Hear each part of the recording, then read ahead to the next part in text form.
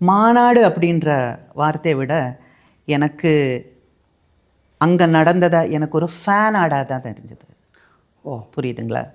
Fans நிறைய இருந்து மாநாடுக்கு வந்த ஒரு கூட்டம். அதனால தான் நான் சொன்னேன் ஃபேன்ஸையும் மாநாடையும் சேர்த்து ஃபேன் ஆடுன்னு சொன்னது. இத்தனை நாள் உங்களுக்கு போஸ்டரில், நீங்கள் போன வாட்டி போஸ்டரில் யார் ஃபோட்டோ வச்சிங்க?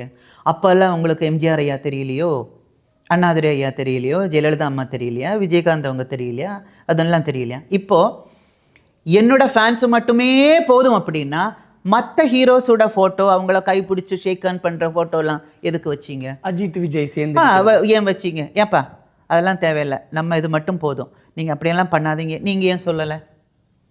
அப்போது காரியமாகணும்னா இந்த ஃபோட்டோஸு, இந்த விஷயங்கள் இதெல்லாம் தேவைப்படுது.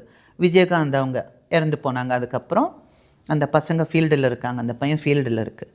என்னோட அண்ணன் அப்படின்னெல்லாம் இப்போ நீங்கள் பேசுகிறீங்களே, அண்ணனெல்லாம் பேசுகிறீங்களே, அந்த டைமில் கண்ணா என்னோட படத்தில் நீ ஒரு கெஸ்ட் அப்பியரன்ஸ் பண்ணு, எனக்கு ஒரு கேரக்டர் நீ விஜயகாந்தோட பையன் சண்முக பாண்டியன் பாண்டியன் வந்து நீ என் படத்தில் நீ ஒரு கேரக்டர் பண்ணு, இல்லை ஒன்று பண்ணுறேன், உன்னோட படத்தில் நான் ஒரு சாங் பண்ணுறேன், ஒரு சாங் ஒரு ஃபைட் உனக்காக இல்லை என்னோட அண்ணனுக்காக, விஜயகாந்த் ஏன் செய்யலை? ஆமாம், விஜயகாந்த் அண்ணனுக்காக நான் பண்ணுறேன், ஏன் செய்யலை?